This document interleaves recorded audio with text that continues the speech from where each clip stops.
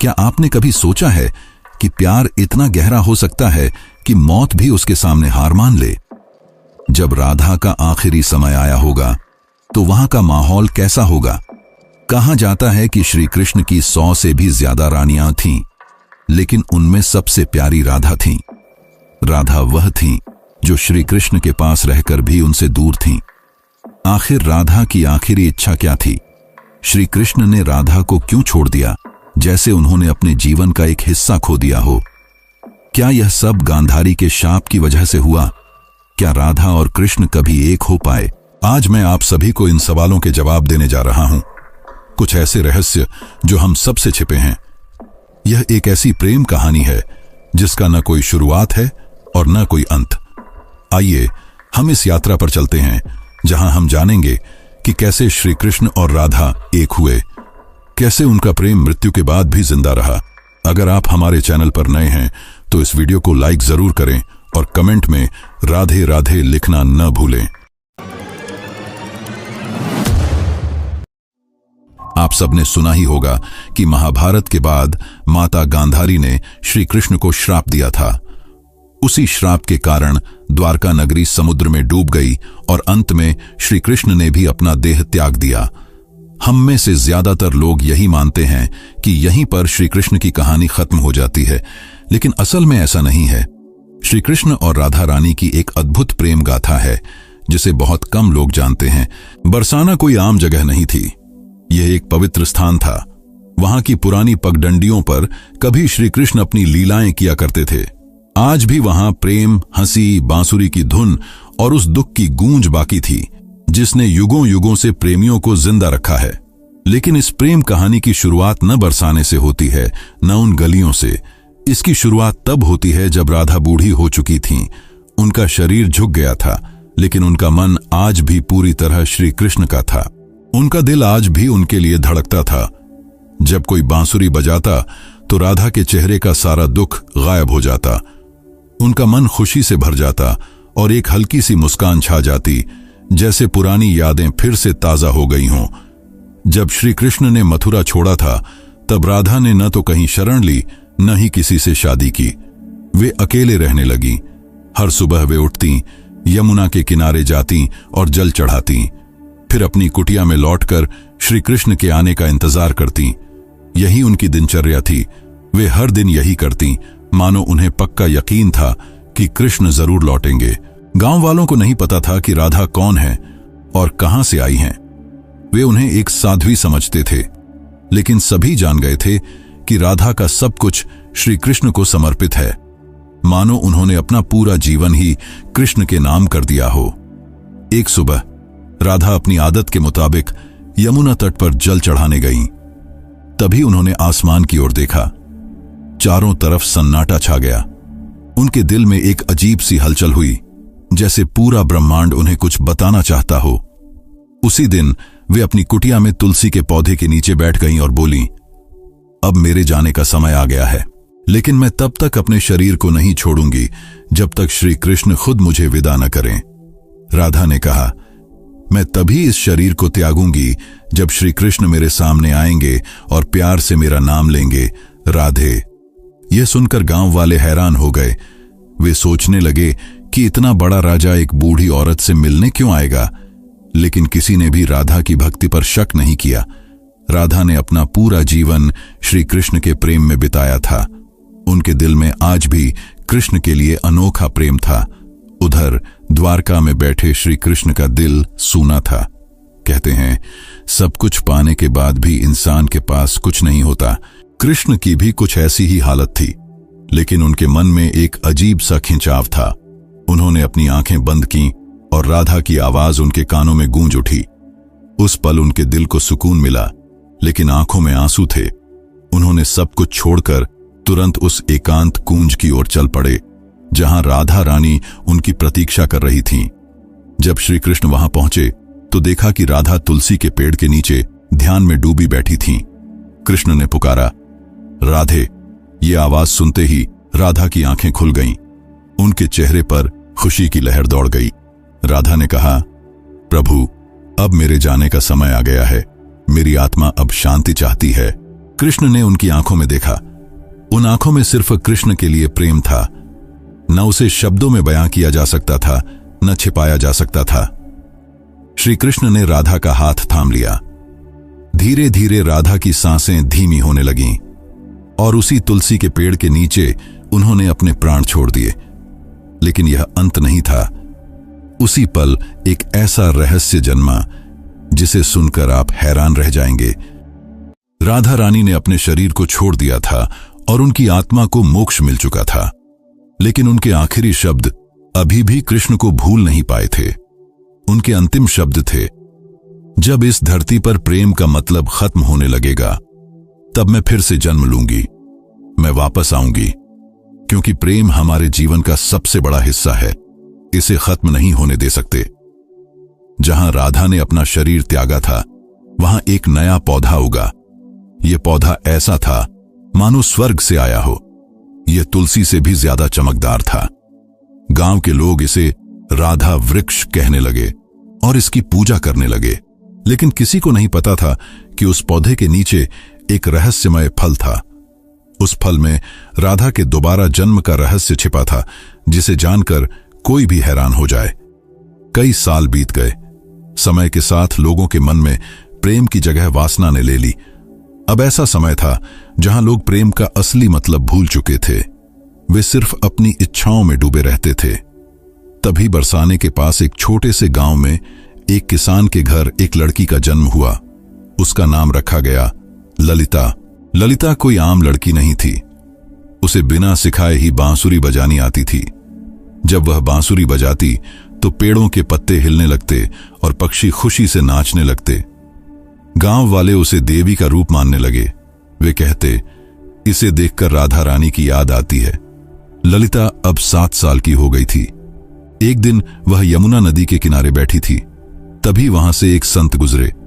जैसे ही उन्होंने ललिता को देखा, वे रुक गए और बोले, वही आंखें, वही प्यारी मुस्कान, राधा तुम वापस आ गई। ललिता को अक्सर सपने में एक सुंदर श्याम रंग का पुरुष दिखता। वह कुछ बोलता नहीं, बस बांसुरी बजाता रहता। उसकी बांसुरी की धुन ललिता के दिल को छू लेती थी। वह पुरुष कोई और नहीं, स्वयं श्री कृष्ण थे। एक सुबह ललिता को फिर वही सपना आया। उसने अपनी मां से पूछा, मां, प्रेम क्या होता है? मां ने हंसते हुए कहा, तू अभी छोटी है, तुझे प्रेम का क्या पता। ललिता चुप हो गई, लेकिन उसे लग रहा था कि यह सवाल उसने पहले भी किसी से पूछा है, शायद पिछले जन्म में। एक दिन जब ललिता 13 साल की थी, वह यमुना के किनारे बांसुरी बजा रही थी। अचानक उसकी बांसुरी से वही धुन निकली जो श्री कृष्ण उसके सपनों में बजाया करते थे। जैसे ही वह धुन बजी, जमीन फट गई और उसमें से एक मूर्ति निकली। वह एक स्त्री की मूर्ति थी जिसके हाथ में बांसुरी थी। जैसे ही ललिता ने मूर्ति को उठाया, एक दिव्य आवाज गूंजी, तुम लौट आई राधे। ललिता चौंक गई।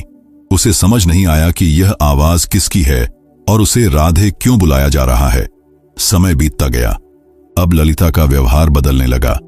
उसे जानना था कि वह आवाज किसकी थी, उसका जन्म क्यों हुआ, राधा कौन है और प्रेम और कृष्ण जैसे शब्द उसे इतना क्यों आकर्षित करते हैं। अब आगे की कहानी और भी रोमांचक और रहस्यमयी होने वाली है, तो उससे पहले इस वीडियो को लाइक करना ना भूलें। उसी समय एक संत हिमालय में कई सालों की तपस्या करके बरसाने लौट रहे थे। जब उन्होंने ललिता को देखा तो वे हैरान रह गए। वे बोले, कई युग पहले मैंने राधा की ऐसी ही आंखें देखी थीं। उन्होंने गहरी सांस ली और कहा, बेटी तुम इस युग की नहीं हो, तुम्हारा जन्म किसी खास मकसद के लिए हुआ है। ललिता ने पूछा, कैसा जन्म और क्या मकसद? संत ने पुरानी बातें याद करते हुए कहा, आज के युग में प्रेम सिर्फ एक शब्द बनकर रह गया है। तुम्हें इस युग को सिखाना है कि सच्चा प्रेम क्या होता है। अब बरसाने की गलियों में एक नई कहानी शुरू होने वाली थी। असल में यह कहानी नई नहीं, बल्कि राधा के दोबारा जन्म की पुरानी कहानी थी। ललिता अब जवान हो रही थी। उसका मन बेचैन रहने लगा, जैसे कोई उसे बार बार पुकार रहा हो। वह हर दिन यमुना के किनारे बैठकर उस शख्स के बारे में सोचती जिसका चेहरा उसे याद आता था। वह शख्स कोई और नहीं, श्री कृष्ण थे। एक दिन ललिता ने अपनी मां से उत्सुकता में पूछा, मां, क्या प्रेम बिना बोले भी हो सकता है? मां ने जवाब दिया, बेटी, सच्चा प्रेम वही है जो बिना कुछ कहे दिल से दिल तक पहुंच जाए। लेकिन ललिता का मन तो उस शख्स के लिए धड़क रहा था जिसे वह जानती तक नहीं थी, जिससे वह कभी मिली भी नहीं थी। एक दिन संत ने ललिता को अपने आश्रम बुलाया और कहा, राधा, अब समय आ गया है। कृष्ण ने इस युग में जन्म ले लिया है, लेकिन वे एक ब्रह्मांड के रूप में आए हैं। तुम्हें उन्हें ढूंढना होगा। ललिता खुशी से झूम उठी, क्योंकि जिस पल का वह सालों से इंतजार कर रही थी वह पल आ गया था। ललिता ने पूछा, संत जी, मैं कृष्ण को कैसे पहचानूंगी? संत ने जवाब दिया, जब तुम उनके सामने जाओगी तुम्हारा दिल खुद बता देगा कि वे कृष्ण हैं। लेकिन संत ने चेतावनी भी दी, यह युग बदल गया है। अब तुम्हारी परीक्षा और भी मुश्किल होगी। तुम्हें पूरे संसार से लड़कर प्रेम का असली मतलब समझाना होगा। श्री कृष्ण इस युग में एक युवा साधु के रूप में जन्म ले चुके थे, जिनका नाम था अनंतानंद। वे लोगों को उपदेश देते थे। कोई नहीं जानता था कि अनंतानंद असल में कौन है। वे अपने प्रवचनों में कहते, प्रेम का मतलब है त्याग और समर्पण। प्रेम शरीर का नहीं, आत्मा का रिश्ता है। उनके शब्द लोगों के दिल को छू जाते थे और लोग सुनकर रो पड़ते थे। लेकिन अनंतानंद भी अंदर से अधूरा महसूस करते थे। वे हर रात यमुना के किनारे बैठकर उस स्त्री की याद में खो जाते थे जो उनके सपनों में आती थी। एक दिन संत के कहने पर ललिता ने अपने माता पिता को प्रणाम किया और अपने उस अनजान प्रेम की तलाश में अकेले निकल पड़ी। उसके पास सिर्फ एक छोटी बांसुरी थी और मन में पक्का इरादा। वह गांव-गांव घूमती, कभी कथाएं सुनती, कभी साधुओं से मिलती, इस उम्मीद में कि उसे उसका प्रेम मिल जाए। लेकिन किसी साधु में वह चमक नहीं थी जिसकी उसे तलाश थी। कई दिन बीत गए, पर ललिता को उसका रास्ता नहीं मिला। एक दिन एक बूढ़ी औरत ने ललिता से पूछा, बेटी, तुम इधर उधर क्यों भटक रही हो? ललिता ने जवाब दिया, मैं किसी को ढूंढ रही हूं। बूढ़ी औरत ने ललिता को देखकर राधा की याद की और कहा, तुम बांसुरी बजाओ। जो तुम्हारे लिए बना है वह बांसुरी की धुन सुनकर खुद तुम्हारे पास आ जाएगा। ललिता गांव-गांव घूमती, बांसुरी बजाती। 8 गांव बीत गए, पर वह शख्स उसे नहीं मिला। फिर एक दिन ललिता एक पहाड़ की चोटी पर खड़ी होकर बांसुरी बजाने लगी। उसी पल कई मील दूर अनंतानंद की आंखें नम हो गईं। उन्हें वह धुन सुनाई दी। ललिता को भी लगा कि यह धुन उसे अपनी ओर खींच रही है, लेकिन वह अनंतानंद को ढूंढ नहीं पाई। अब वह थक चुकी थी, उसकी हिम्मत टूटने वाली थी। तब ललिता ने प्रण लिया, अगर अगली पूर्णिमा तक मैं उसे नहीं ढूंढ पाई तो यमुना के किनारे अपनी जान दे दूंगी। उस दिन ललिता ने आखिरी बार अपनी बांसुरी बजाई। उसकी धुन इतनी गहरी थी कि सुनने वाला भीग जाए। उसी पल हिमालय में बैठे अनंतानंद को वह धुन सुनाई दी। वे उस धुन को पहचान गए। इसके बाद अनंतानंद ने हिमालय छोड़ दिया। उसी रात ललिता को एक खास सपना आया। इस बार सपना साधारण नहीं था। इसमें राधा और कृष्ण यमुना के किनारे साथ बैठे थे। राधा ने कृष्ण से पूछा, प्रभु, क्या इस बार भी मेरी प्रेम कहानी अधूरी रह जाएगी? कृष्ण ने जवाब दिया, नहीं राधे, इस बार दुनिया को तुम्हारे प्रेम की पूरी कहानी दिखेगी। सपना टूटा और ललिता के मन में एक नई उम्मीद जागी। अब वह वहां पहुंच गई जहां अनंतानंद आने वाले थे, वृंदाधाम। वृंदाधाम कोई आम जगह नहीं थी।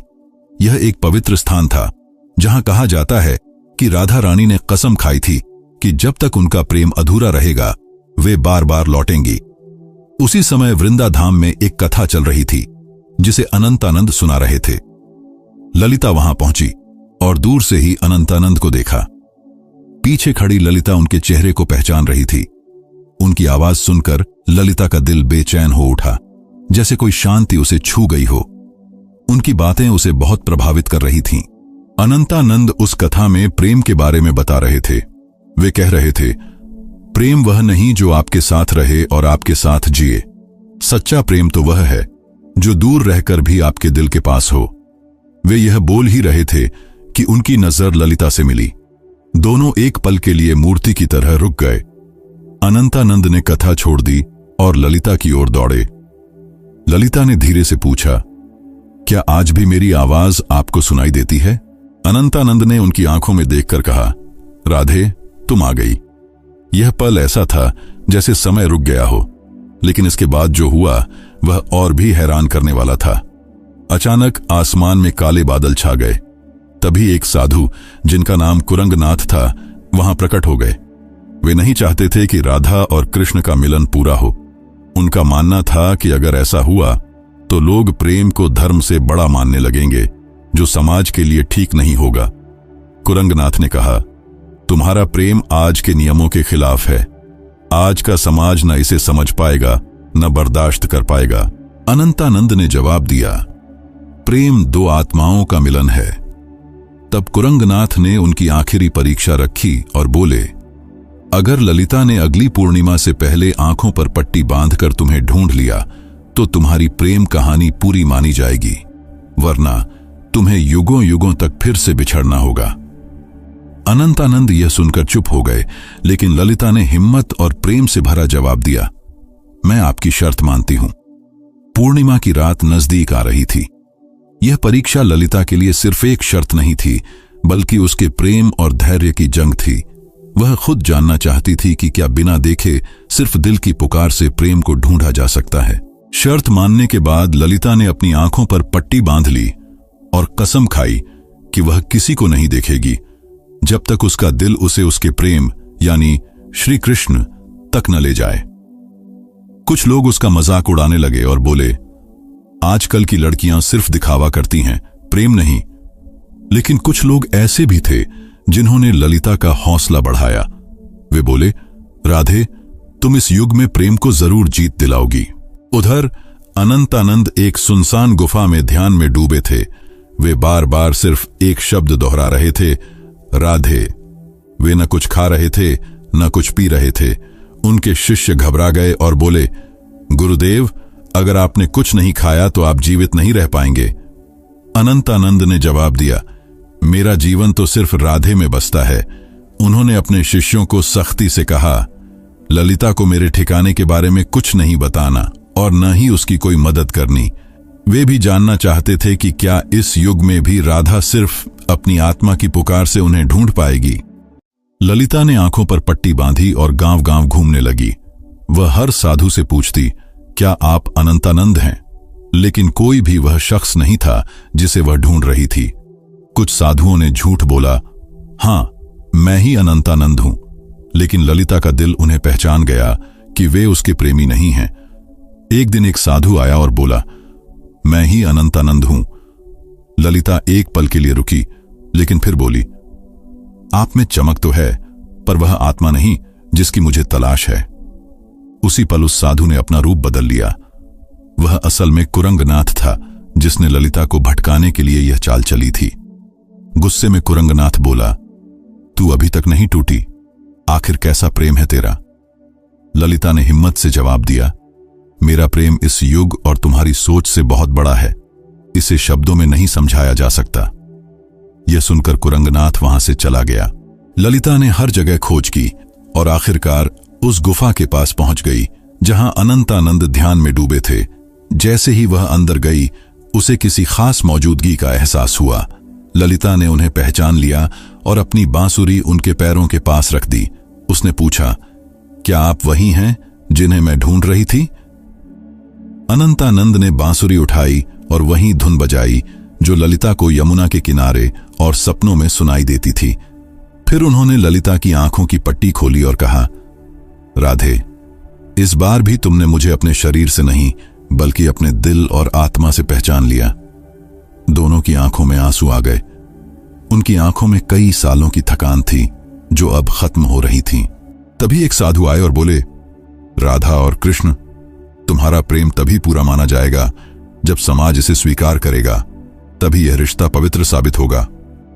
ललिता ने जवाब दिया, प्रेम तो समाज के नियमों से आजाद होता है, इसे किसी सबूत की जरूरत नहीं। लेकिन अनंतानंद ने समझाया, राधे, अब समय बदल गया है।